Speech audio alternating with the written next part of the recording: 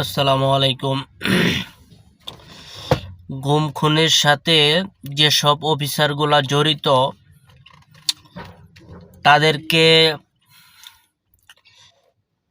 সরকার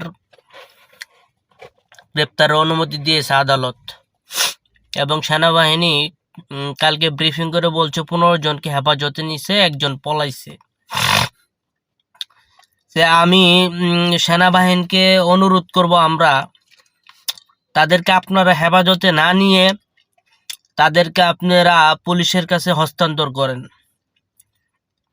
এসব অপরাধী আপনাদের ক্যান্টনমেন্টে থাকা মোটেও উচিত না, তাতে আরো ক্যান্টনমেন্টটা কলঙ্কিত হবে। তাদেরকে পুলিশের হাতে দিয়ে দেন, পুলিশ তাদেরকে তাদের কাজ করবে। তারা যে অপরাধ করছে গুম খুনের, সেটা শুধু তাদেরই সম্মান ক্ষুণ্ণ করে না, পুরা বাহিনীকে সম্মান ক্ষুণ্ণ করছে। শুধু পুরা বাহিনী না, পুরা বাংলাদেশটার সম্মান ক্ষুণ্ণ করছে। সেনাবাহিনীর কাজ কি? সেনাবাহিনীর কাজ হলো সার্বভৌমত্ব রক্ষা করা, দেশের জনগণকে রক্ষা করা।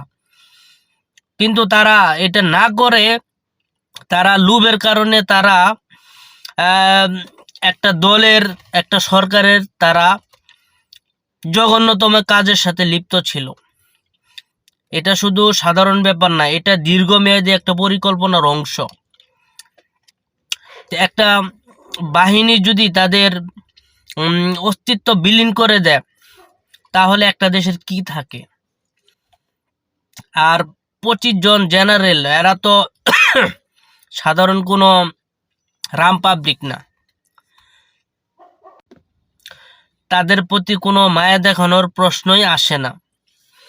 তাদেরকে অবশ্যই সিভিল কোর্টের মামলায় তাদেরকে বিচার করতে হবে। সেনা আইনে তাদের কোনো বিচার করা যাবে না, কারণ তাদের প্রতি যদি আইন আলাদা হয়ে যায়, তাহলে এই সেম ঘটনাগুলো আবার পরবর্তীতে যে কোনো সরকার এসে তাদের ব্যবহার করতে পারে।